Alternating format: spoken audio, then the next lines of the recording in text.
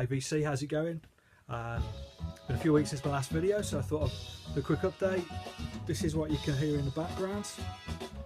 This is Banda Black Rio, Miriam Vumacha. Yeah, this is a reissue on Mr. Bongo.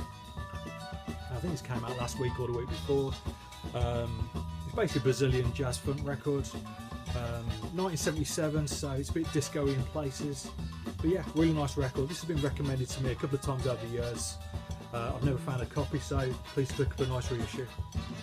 Right, okay. Oh yeah, I mentioned in my last video that my wife and I were expecting our first child. So yeah, William arrived last Wednesday, happy and healthy. So yeah, obviously we're over the moon, so I won't go on about it. But I did mention, I did ask the question in my last video, just for some suggestions of music to play to a newborn.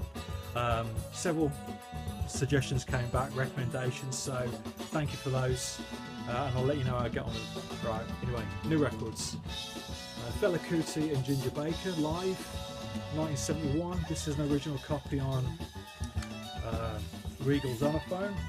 Yeah, there you go. I was pleased with this. I picked it up from my local Oxfam.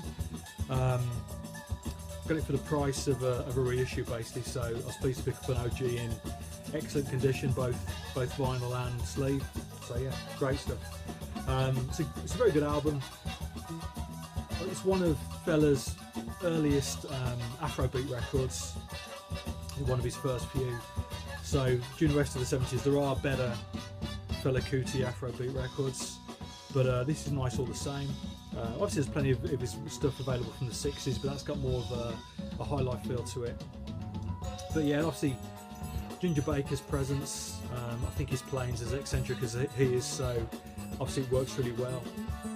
Actually, if you haven't seen the documentary Beware of Mr. Baker, that's worth checking out. A truly awful man, but great drummer, so what are you going to do? Right, okay. I picked up a few records from the same seller on eBay. Holger Zukai, On the Way to the Peak of Normal. This is on Virgin 1981. Oh, sorry, EMI 1981. Holger Zukai, obviously the bass player in Can. I was actually looking for a copy of his Movies album, which I haven't got. So I was looking on eBay to see if I could get a decent copy at a decent price, and I couldn't, but I found this. This lot literally cost me £3. It's yeah, it's in excellent condition, both vinyl and sleeve again. I've only played it once, honestly, since I got it in the post. But yeah, nice record. First track is one continuous track. So first side is one continuous track. Ode to Perfume, which is great, 17 minutes. Yeah, just nice, chilled out. Yeah, you know what you're getting. But yeah, nice record. Right, okay. From the same seller, I picked up Edgar Froese Pinnacles. This is 1983 on Virgin, sorry. I played this quite a bit actually, so I bought this at the same time, same seller. Yeah, this is basically electronic ambience basically. Yeah, nice album. If you'd played this to me without me knowing what it was, I'd have said it was a modern record. It does sound very current. Certainly a couple of tracks do. So yeah, so I suppose that's credit to it really. But yeah, nice record, and again in great condition. Cool. And finally from the same seller, second album by the Human League, Travelogue. A friend of mine is a big fan of the Human League and that sort of early 80s electronic stuff. I suppose indirectly these records are all influenced by the likes of Can, Tangerine Dream, albeit via David Bowie's Low, I think, you know. But yeah, this is their second album.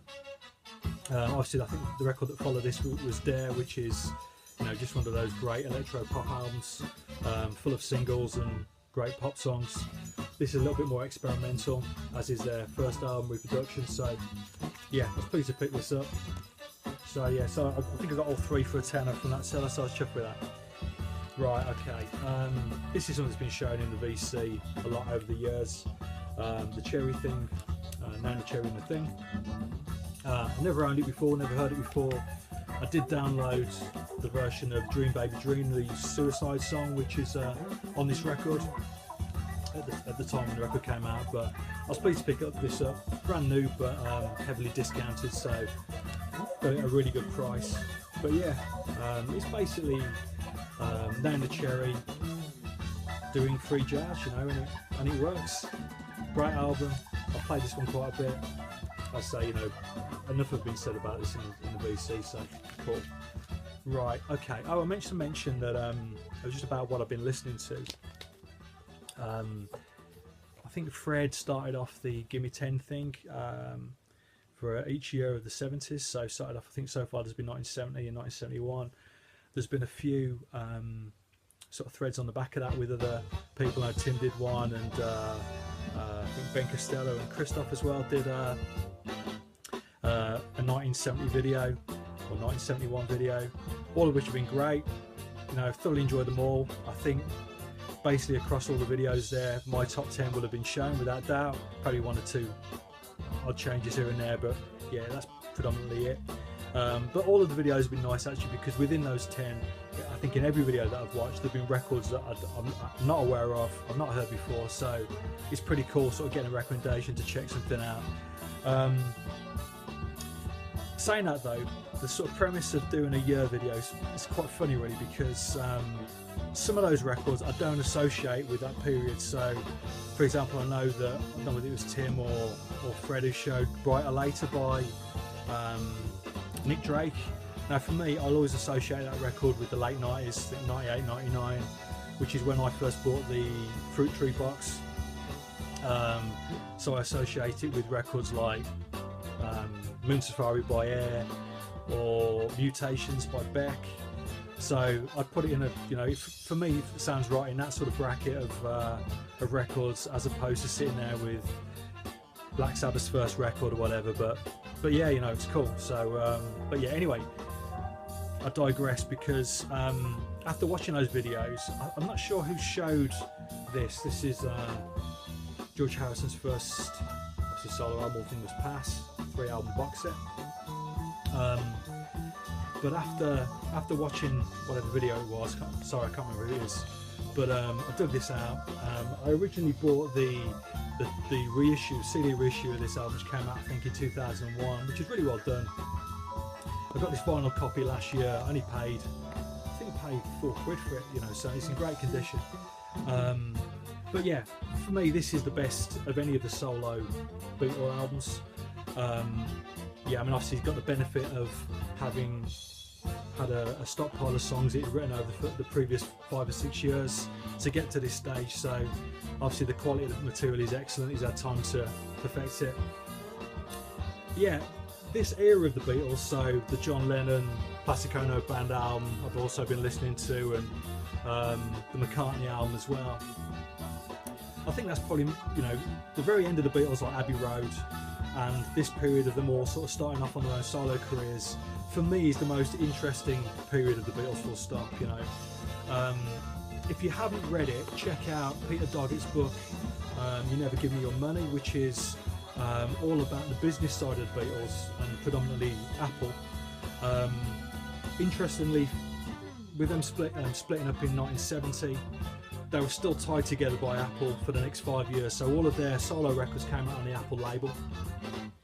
So, and in doing so, each of them had a 25% interest in each other's records, you know. So John would have had a 25% of cut of the profits from, you know, Paul's record or whatever, in theory, you know. So, and that went on until 1975. Interestingly, during that period, it was John that sold the fewest amount of records. So even Ringo was outselling him in the first 5 years of the 70s. So yeah, just interesting stuff, but great records, all very interesting. And I say, when you look at all those records as a collective, you know, say the likes of All Things Must Pass, the first McCartney record and Ram, Plastic Ono Band record, it just make you think of, you know, if they'd made one more record, what would it look like, you know. So, but that's a conversation in itself. So yeah, cool. But anyway, going back to what I mentioned, I've been thoroughly enjoying those videos. Right, another pickup, a couple of quid, Brothers Johnson, Right on Time. This has got Strawberry Letter 23 on it. I love that record, I love their version of it. Obviously Sugar Out, this version is fantastic, but this highly polished Quincy Jones sound is perfect, you know. It reminds me of being a kid, to be perfectly honest. Yeah, great show. But yeah, nice album. Right. Okay. And finally, 4 records that I picked up. Now these are all reissues apart from one. This is a producer called Mark Mack. Over the last 10 years or so, he's released 4 albums. I think they're CD only, so this is the first time they've come out on vinyl.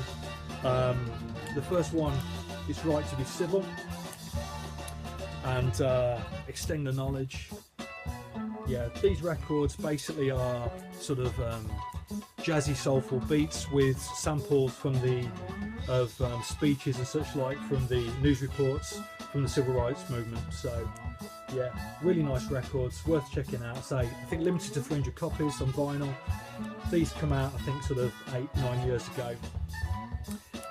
The next one, Message from Soulville, which is a similar sort of setup, but with the samples and the feel of the storytelling basically being about the Vietnam War.